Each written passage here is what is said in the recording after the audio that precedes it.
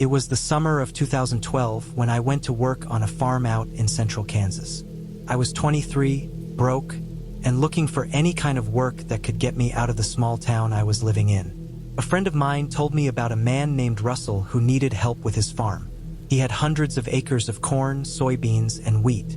The pay wasn't great, but he offered a small trailer on the edge of his property to live in, and meals from his house if I worked long hours. I didn't have many options, so I took it.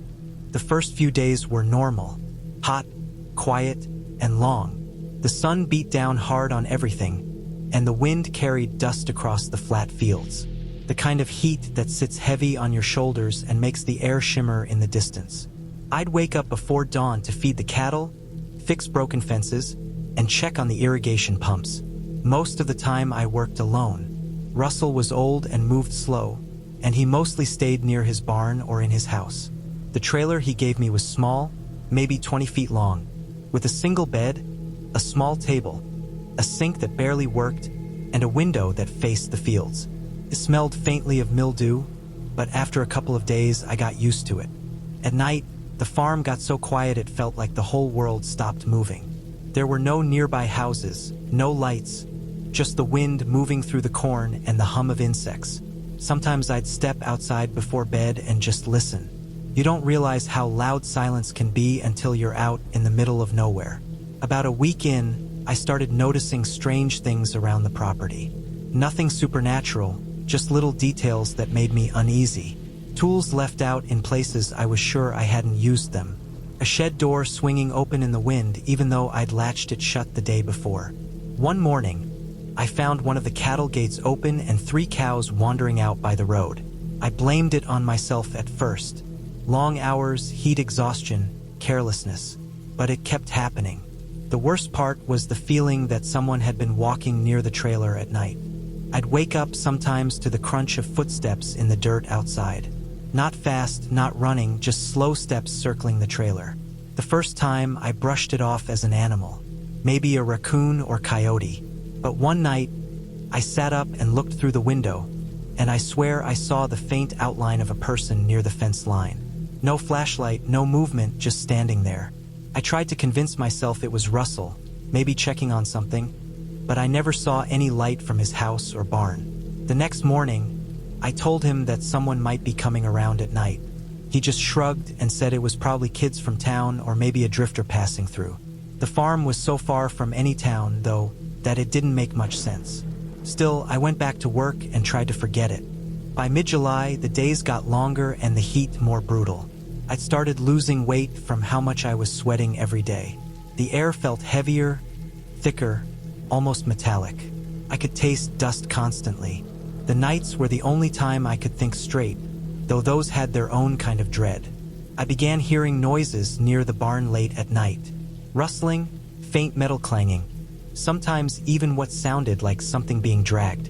Every time I went to check, there was nothing. Tools out of place, tire tracks that led nowhere, and strange prints in the dirt, boot marks, but smaller than mine. One evening, after finishing late, I decided to check the irrigation system before heading in. The sun was almost gone, the sky bleeding orange and purple over the fields. I followed the narrow dirt path toward the far end of the property. As I got closer to one of the pumps, I noticed a smell, something foul and sour, like rotting meat. I figured maybe an animal had died nearby. When I got to the pump, I found one of the large irrigation hoses had been slashed open. Not torn, cut clean like with a knife. It made me stop cold. There was no reason anyone would come all the way out there to do something like that. I looked around, scanning the tall corn for movement, but it was dead still. Not even the wind moved through it. I fixed the hose as best I could, but that smell stayed with me. It clung to my clothes and hair. That night I couldn't sleep. I left the small lamp on inside the trailer and sat up listening. Every little sound outside made my chest tighten. The clicking of insects, the creak of metal, the dry rustle of corn leaves. Around 2 a.m., I heard it again. Slow, steady footsteps around the trailer. This time, closer. I could hear the dirt crunch right next to the walls. I didn't move. I just sat there, holding my breath. The steps stopped right outside the window, and then there was silence. Long, heavy silence. I could feel whoever it was standing there. After what felt like a full minute, I heard them walk away toward the barn. When morning came, I went to the barn and looked around. One of the side doors was open a crack. Inside, everything looked fine except for one thing. The old ladder that led up to the hayloft had been moved. It leaned against the opposite wall, and a section of hay above looked disturbed, like someone had been sleeping there. I climbed up carefully, and in the corner, hidden behind bales of hay, I found a small pile of things. Empty water bottles, food wrappers, a dirty blanket, and an old hunting knife. It hit me then that someone had been living in the barn, watching, moving around at night. Maybe they'd been there long before I arrived. I told Russell about it and he got quiet. He said he'd take care of it and that I shouldn't worry. But later that night, I saw him drive off down the dirt road with a shotgun in the back of his truck. He didn't come back until after midnight. The next few days, things were calm again. No footsteps, no open gates, no strange smells. Felt like whoever had been there was gone. Still, I couldn't shake the feeling that something wasn't right. On the fourth night after that, I woke up to the sound of metal scraping outside. It was faint at first, then sharper, like something being dragged across the trailer door. I stayed still, heart pounding. Then I heard the handle on the door rattle. Slowly, quietly, it turned halfway before stopping. I reached for the small flashlight I kept beside the bed and aimed it toward the door. The beam caught movement, a shadow slipping away from the window. I jumped up and ran to the door, threw it open, and shone the light outside. Nothing, just the sound of the wind and the tall corn shifting in the dark. But when I stepped outside, I noticed the trailer's padlock lying in the dirt, broken clean in half. That was enough for me. I didn't care about the pay or the job anymore. I packed my few things at dawn and drove out without telling anyone. As I pulled onto the main road, I saw Russell standing near the barn, watching me go. He didn't wave or shout, just stood there, still with that same blank look. A week later, I got a call from another worker I'd met in town. He told me that Russell's farm had been shut down. Police found evidence that someone had been living out there for months, maybe years, hiding in the barn, sleeping in the loft, and stealing food. They never caught whoever it was. Russell told them he didn't know anything, but people in town said he might have known more than he let on. Sometimes, when I think about that summer, I remember how quiet those nights were. The kind of silence that hides things. Every sound, every rustle, felt alive. I still can't shake the thought that the person who watched me from the fields wasn't just passing through. They knew that farm. They knew where to hide, where to move, and when to come close enough to make sure I knew I wasn't alone. I never went back to that part of Kansas again. But every time I drive past miles of farmland and see a lone trailer sitting by a field, I can't help but think of those nights. The footsteps in the dirt, the smell of rot in the air, and that dark figure standing by the fence, waiting. It was the summer of 2015 when I took a job on a farm deep in southern Iowa. I had just turned 25 and was broke, living out of my old truck, and desperate for any kind of steady work. I found the job through a paper flyer in a gas station. It was for a large family farm that needed an extra set of hands for the summer. Long hours, heavy labor, housing provided. That was enough for me. I didn't even care how much it paid. When I first got there, the place seemed peaceful. Big open fields of soybeans and corn stretching for miles, an old red barn that leaned slightly to one side, and a farmhouse that looked like it hadn't changed since the 1940s. The property sat miles from the nearest main road, surrounded by rolling hills and patches of dense woods. The only sound you ever heard was the wind moving through the fields and the occasional moo from the cattle. The owner gave me a small trailer to live in, parked near the far edge of the property, maybe half a mile from the barn. It was quiet there, too quiet almost.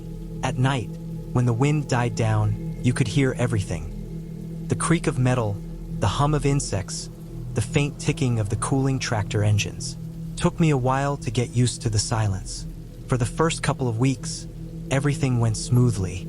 I worked from sunrise to sunset, fixing fences, repairing broken irrigation lines, hauling hay, feeding livestock. It was exhausting but honest work. I would fall asleep the second my head hit the pillow. Then, around the third week, things started feeling off. It began with little things. Tools I just used would go missing. I'd spend 10 minutes looking for a wrench I knew I'd set on the workbench, only to find it later sitting on top of a fence post 100 yards away. One morning, I found the feed shed door wide open, even though I'd locked it the night before. The lock wasn't broken, it was just gone, like someone had taken it off completely. I brushed it off at first, thinking maybe I was being careless. A few nights later, I woke up around 2 a.m. to the faint sound of movement outside the trailer. It wasn't animals. I could tell the difference between a raccoon scurrying and footsteps on gravel. These were slow, steady steps circling around the trailer. I didn't move. I just lay there, barely breathing, listening. The steps stopped by the window, and I swear I could hear faint breathing through the thin metal wall. After what felt like forever, the sound faded away into the distance. The next morning, I walked around the trailer and saw clear boot prints in the dirt. Not mine. They were smaller and narrower, like someone who wasn't a farm worker. They led around the trailer, then toward the barn. I followed them for a while until they disappeared in the grass. After that night, I started keeping a shovel by the bed, just in case. I also started locking the trailer door with a chain I found in the barn. I didn't tell anyone about it. I didn't want to seem paranoid or risk losing the job. But things got worse. Every night for about a week, I heard noises. Sometimes footsteps, sometimes the creak of the trailer's steps, sometimes a faint tapping against the side. It was never loud enough to be sure, but it always came between 2 and 4 in the morning. I tried convincing myself it was the wind or animals, but deep down, I knew better. The sound was too deliberate. One morning, I found one of the cows dead near the back field. Its throat had been slit. It wasn't torn apart like an animal attack. It was a clean cut, straight across. The grass around it was soaked dark red, and the flies had already started to swarm.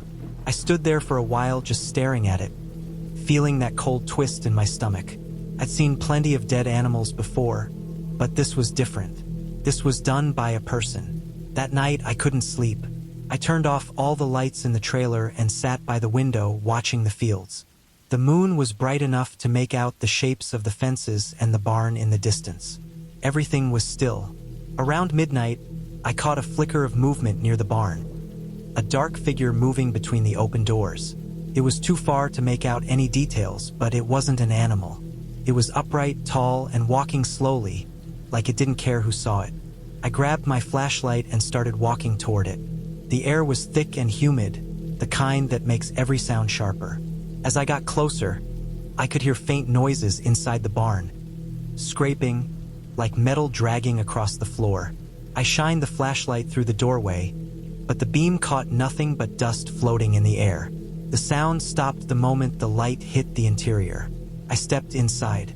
The air smelled of hay, oil, and something sour like spoiled meat. Everything was quiet again. The tools were where they should be, the tractors untouched. But in the far corner, under the loft, I noticed something strange. There was a pile of old burlap sacks arranged like a makeshift bed.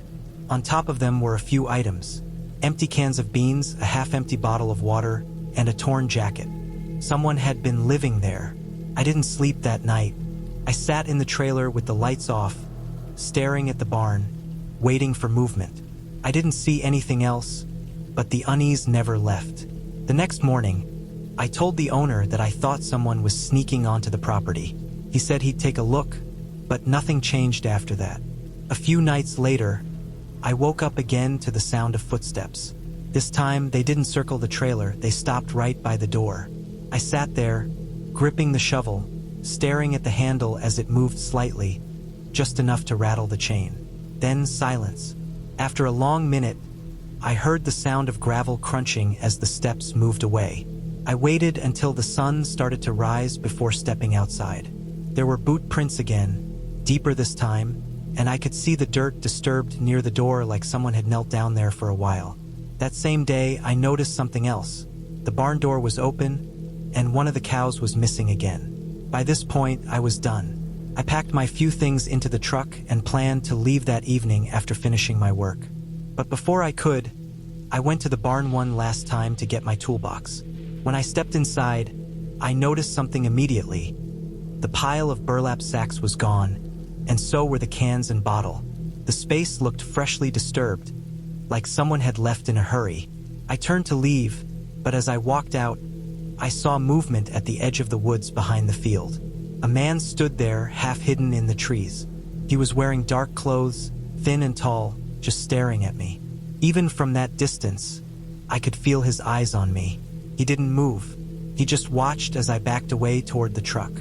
When I blinked, he was gone. I left the farm that day and never went back. I didn't even stop to tell the owner. I drove until the gas tank was nearly empty and didn't look in the rearview mirror once. A few weeks later, I heard through a friend in town that the police had found signs that someone had been living out there for months. A tent hidden deep in the woods, animal bones scattered around it, and tools stolen from the farm. They never found the person. Some said it was a drifter. Some said it was a man who'd escaped from a nearby prison years back. No one really knew. Even now, when I think about that summer, I can still hear those footsteps in the gravel outside my trailer. I can still see that dark figure standing between the trees, quiet and motionless. What keeps me awake sometimes isn't the thought of who he was, but how long he had been there before I noticed him. Walking the fields at night, watching from the barn, standing by my door as I slept, I learned something: that summer silence isn't peace. On a farm, miles from anyone, it's a reminder of how alone you really are, and how easy it would be for someone to come out of the dark, watch you for weeks, and vanish again without leaving a trace.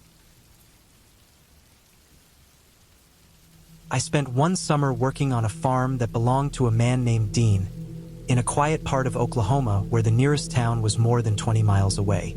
It was supposed to be a temporary job, 3 months of farmhand work, helping with the hay, repairing fences, feeding the cattle, and taking care of small maintenance jobs around the property.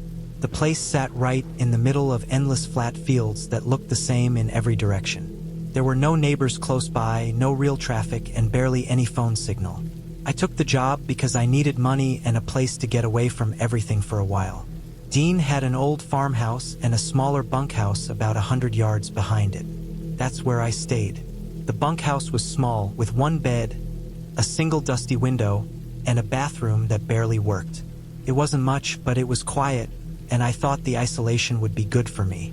For the first couple of weeks, everything went fine. The work was hard, but it felt good. I got up before sunrise, fed the cattle, worked the fields, and came back at dusk covered in dirt and sweat. At night, the sounds were what stuck with me the most. The constant hum of insects, the faint cry of coyotes far off, the groaning creak of the old windmill. When the wind picked up, you could hear the tall grass rubbing together like something breathing just outside the window. Around the third week, I started noticing things that didn't make sense. Little things at first. A gate I knew I had locked would be wide open the next morning. Tools would be missing from the shed and show up days later in random places. A wrench left on the hood of the truck, a shovel leaning against the fence half a mile from where it belonged. I figured it was Dean or one of his relatives borrowing things, but I never saw anyone else around. One evening, I finished my work late and was heading back to the bunkhouse when I saw something strange in the distance. Movement in the far pasture. The sun was setting, and the light made everything golden and hazy, but I could clearly see a shape moving near the cattle fence. At first, I thought it was one of the cows that had wandered too far, but as I got closer, I realized it was standing still, too still. I stopped walking and just watched for a minute, but the shape didn't move. Then I noticed the faintest flicker of light, like a reflection off glass, before it turned and slowly walked toward the tree line at the edge of the field. I went out there the next morning to check. The ground was soft from the dew, and sure enough, there were footprints. Small ones, probably from boots. They led from the fence to the trees. That meant someone had been out there, watching, maybe even coming onto the property. I didn't tell Dean because I didn't want to seem paranoid. I just made sure to double lock the shed and keep a heavy wrench by my bed at night. A few nights later, I woke up to the sound of the cows making noise, low, uneasy moos that carried through the dark. It wasn't the usual restless noise they made when coyotes came around. It sounded different, sharper, like they were scared. I stepped outside barefoot, the dirt still warm from the day, and listened. There was movement in the field again. I couldn't see much. The moon was thin and pale, but I could hear soft footsteps through the grass. Slow, steady, almost cautious.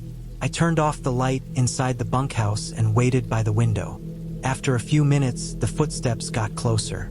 I could hear the soft creak of the fence wire moving slightly, like someone leaning against it. Then everything went quiet. The silence stretched for what felt like forever. My hands were sweating, and I could feel every heartbeat echoing in my chest.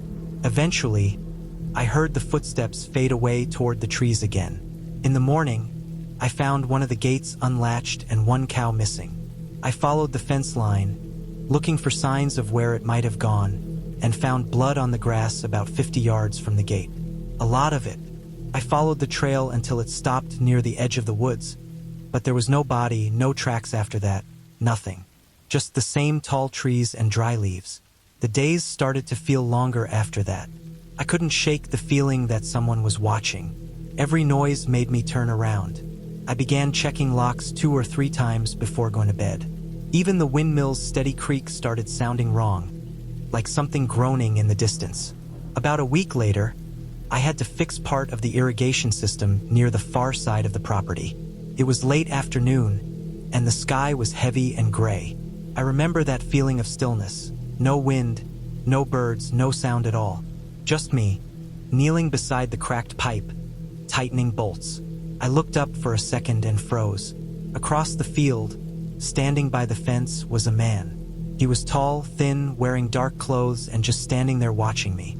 I couldn't see his face, but he wasn't moving. Not even a shift in weight. Just standing like he had been there the whole time. I stood up and stared back, trying to figure out who it was. He didn't wave or yell, didn't walk away.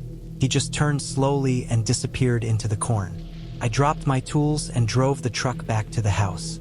Dean wasn't there, and by the time he came back that night, I didn't have the nerve to tell him. I barely slept. I locked the bunkhouse door, shut the curtains, and stayed awake until morning. The next few days were quiet again, but the feeling never left. I kept thinking about those footprints, the blood, the man by the fence. I started to notice small signs again, things out of place. The back door of the barn left wide open, empty feed bags lying scattered in the dirt, boot prints near the water trough. I began carrying a small metal pipe with me everywhere, just in case. The last night I stayed there was the worst. I woke up around 3 in the morning to the sound of my trailer door creaking. It was slow, like someone was trying to open it without making noise. I froze, staring at the door from the bed.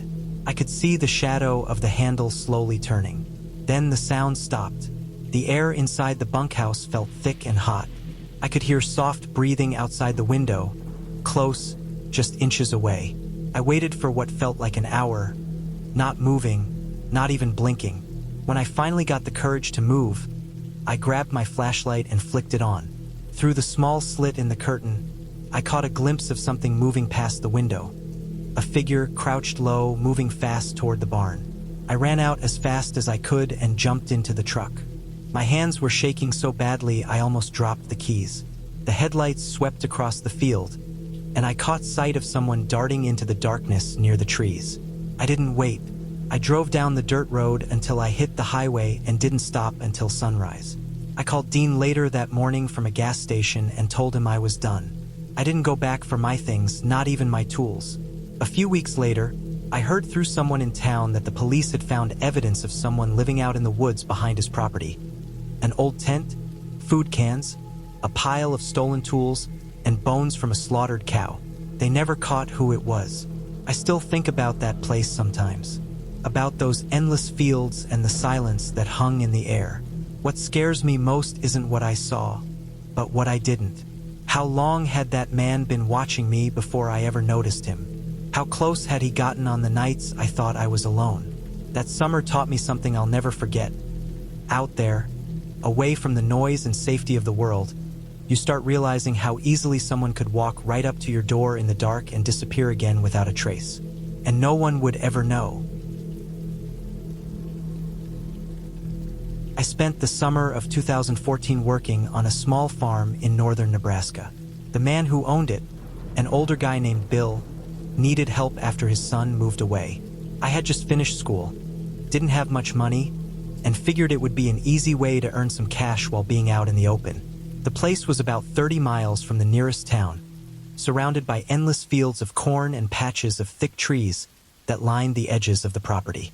It was quiet, isolated, and the kind of place where you could go days without seeing another human being. The farmhouse was old, built sometime in the 1950s, and creaked every time the wind blew. I stayed in a small guest house behind it, a one-room cabin with a bed, a small bathroom, and a single window that faced the back field. It wasn't comfortable, but it was enough. The first week went by fine. My days were long and repetitive. I'd wake up around 5, feed the livestock, repair fences, haul bales of hay, and help maintain the machinery. Most evenings, I'd sit on the porch with a can of beer and just listen to the sounds. Crickets, frogs, the occasional distant coyote. Out there, the quiet was so deep it almost felt heavy. After a few weeks, though, I started to notice small, strange things. Nothing dramatic, just little details that didn't make sense. Tools left out overnight that I was sure I'd put away. A section of fence cut clean, not broken, like someone had sliced through it with wire cutters. Footprints near the shed that didn't match mine or Bill's boots. They were smaller, narrower, and didn't lead anywhere. They just stopped abruptly in the middle of the dirt path. At first, I thought it was kids from town trying to mess around. But the property was miles from anywhere, and no one in their right mind would walk that far through the fields for a prank. Still, I didn't mention it. I just made sure to lock the shed and double-check the gates every night. By mid-July, the heat was unbearable.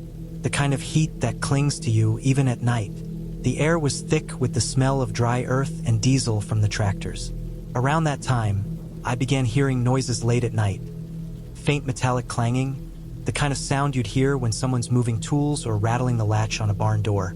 I would step outside with my flashlight, but the light barely cut through the darkness. Every time I went to check, everything looked normal. The sound would stop the moment I stepped out. The longer I stayed, the more uneasy I felt. The animals were restless too. The cows would huddle close to the barn at night instead of spreading out in the pasture. Even the dog that usually slept by the porch started growling at the fields for no reason. There was one night I woke up to the dog barking wildly, more aggressive than I'd ever heard him. When I stepped out, he was standing at the edge of the cornfield, fur bristled, staring into the darkness. I shined the flashlight, but all I could see were rows of corn swaying lightly in the wind. The next morning, I found that someone had cut the power line running to the water pump. The wires were cleanly sliced, not torn. It took most of the day to repair, and I couldn't stop thinking about why someone would do that. That night, I stayed up later than usual. I kept the lights off and sat near the window with the flashlight off, trying to listen. Around midnight, I heard it again. Footsteps. Slow, heavy, crunching on the gravel outside the cabin. They circled around the back, paused, then moved toward the shed. I could hear the metal latch rattling. My mouth went dry, and I froze completely. Whoever it was didn't rush. They moved slowly, like they knew I was listening but didn't care. I grabbed the wrench I kept by the bed and quietly stepped outside. The night was still and humid, the air buzzing with insects. The shed was about 30 feet away, and its door was slightly open. I shined the flashlight straight at it, and for a split second, I thought I saw movement, a figure ducking behind the wall.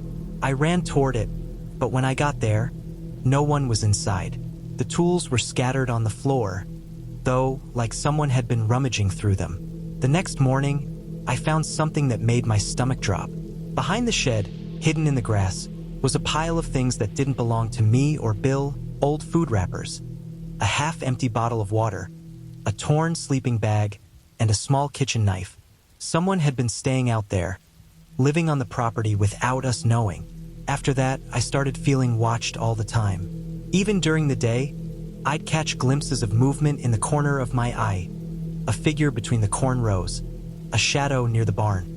I tried to convince myself it was nothing, maybe just the wind or my imagination, but the feeling never went away. I started keeping a hammer with me everywhere I went. A few days later, I found one of the cows dead near the edge of the field. His throat had been slit. There were drag marks leading from the fence to where it lay. The blood had soaked deep into the dirt, and flies swarmed everywhere. It wasn't an animal attack. Someone had done it with a blade. That was the moment I knew I wasn't just being paranoid. That night, I couldn't sleep. I left the lamp off and sat up with the window cracked open, listening. Around 2 a.m., I heard the door handle move. Slow, deliberate. It didn't shake or rattle. It just turned, like someone was testing if it was locked. Then came soft footsteps moving away from the door. I waited until the sound faded and ran out, shining the flashlight toward the trees. For a moment, I saw him. A man, tall and thin, standing just beyond the fence line. He didn't run. He just stood there, staring at me. I couldn't see his face, just the outline of his body against the moonlight. Then he turned and slipped into the cornfield. I barely slept that night. At sunrise, I packed my things and drove into town to tell the sheriff. He said they'd check it out, but I never heard what came of it. I went back later that afternoon to grab the rest of my stuff, and the place felt different. The air was still, but the silence had weight to it, like the land itself was holding its breath.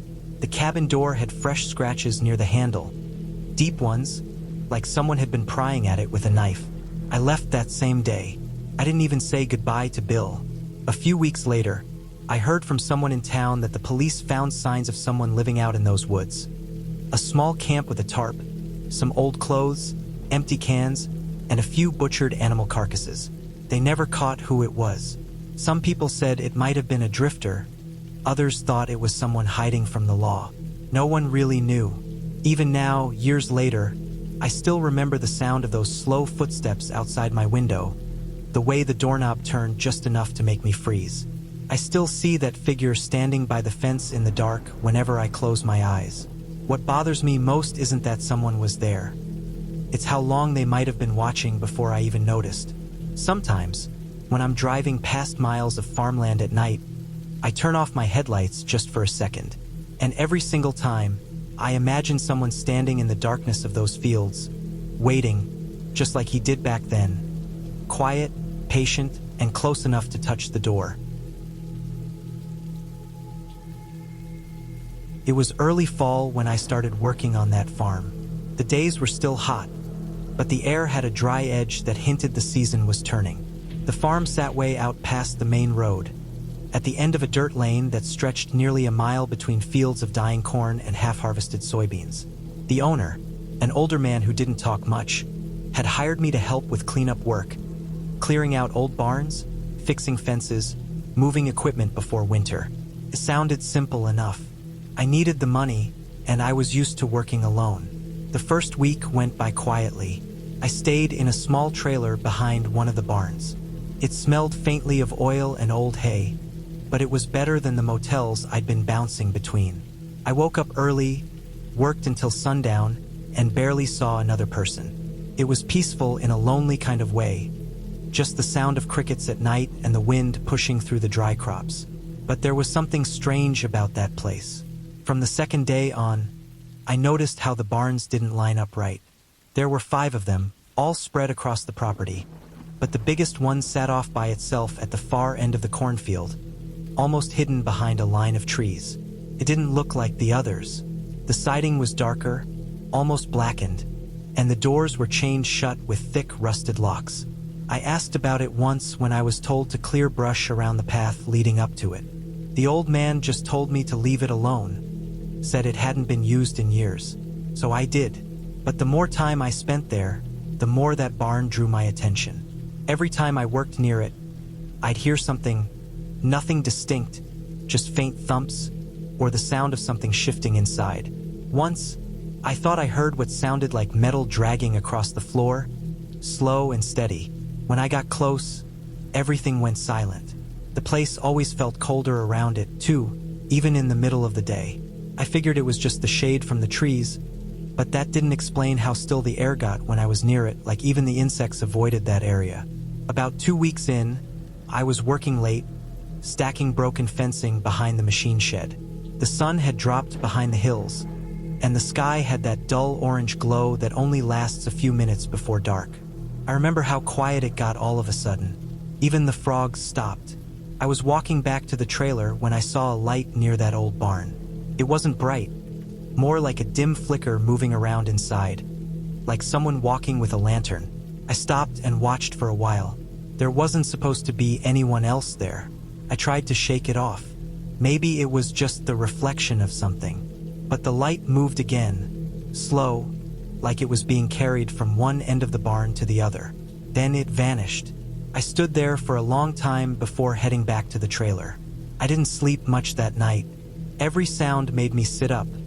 The creak of the trailer walls, the distant rustle of wind in the corn. Around midnight, I heard what sounded like a truck engine turning over somewhere far off, but it never came closer. The next morning, I found boot tracks near the edge of the cornfield, fresh ones. They led toward that same barn, and they weren't mine. The soil was dry and cracked, but the prints were clear enough to see the heel pattern. I followed them partway before stopping. I told myself it was probably just the owner checking on something, but I couldn't shake the feeling that someone had been there during the night. For the next few days, I kept noticing small things out of place. Tools I'd left in the shed would be moved, tractor fuel levels dropping even though I hadn't used them. The trailer door once left half open when I knew I'd locked it. It wasn't enough to prove anything, but it kept building this unease in the back of my mind. I started double-checking everything before dark: locks, lights, fuel caps, just to feel a little control over it. One evening, a storm rolled in fast. The wind picked up dust from the fields, and thunder kept rumbling from miles away. I was closing up when I heard something slam hard against metal. It came from the direction of the old barn. I froze, listening. The wind howled again, but I could still hear it. Another metallic bang, then another irregular, like something heavy was being dragged. I grabbed a flashlight and started walking toward it. The path was uneven, covered with fallen branches and dead grass. The closer I got, the stronger that rotten smell became, like wet hay mixed with something sour. My light hit the side of the barn, and I saw that one of the chain locks was gone, snapped clean through. The big sliding door hung slightly open, maybe an inch or two, swaying with each gust of wind. I told myself it had to be the storm, that the wind had broken the old chain. But the noise inside wasn't wind. It was slower, deliberate. I stepped closer, shining the light into the crack. All I could see was darkness, thick and layered with dust floating in the beam. Then, for just a second, something glinted deep inside. Metal. I pushed the door open a little wider, just enough to slip through. The air inside was damp and stale, the kind that clings to your clothes. My boots crunched over old hay and debris. The smell was worse inside, sharp and heavy, like something had been rotting there for a long time. The sound came again, closer this time, metal scraping the floor. I moved the light around slowly. The barn was mostly empty except for a few rusted cages stacked along the back wall and some broken equipment scattered near the center. There was a large drain in the concrete floor, rusted around the edges. The scraping came from the far corner, near the cages. I walked toward it, feeling my pulse pounding in my throat. When I reached the corner, the light hit something I wish I hadn't seen. There were several metal traps, the kind used for catching wild animals, but they weren't empty. One of them held a raccoon, long dead, half decomposed. Another held a possum, also dead, bones showing through. But that wasn't what scared me. What scared me was that one of the larger traps, the kind you'd use for something the size of a dog, was open, smeared with blood that hadn't dried yet. That's when I heard the footsteps behind me, slow, careful, on the wooden floorboards near the entrance. I turned the light around fast, but there was no one there, just the open door swaying slightly in the wind. My chest tightened. I could still hear the steps, though. They'd stopped just out of the light's reach, like whoever it was knew how far I could see. I didn't call out. I just started backing up toward the exit, keeping the beam steady. My hand brushed something cold hanging from a hook, a chain with a padlock still attached. The sound of breathing reached me then, low and uneven, from somewhere near the middle of the barn. It wasn't an animal. It was too heavy, too controlled. I turned and ran. My shoulder slammed into the doorframe as I pushed outside into the wind and rain. I didn't stop until I reached the trailer. I locked the door, pulled down the blinds, and sat there for what felt like hours listening to the storm pound against the metal walls.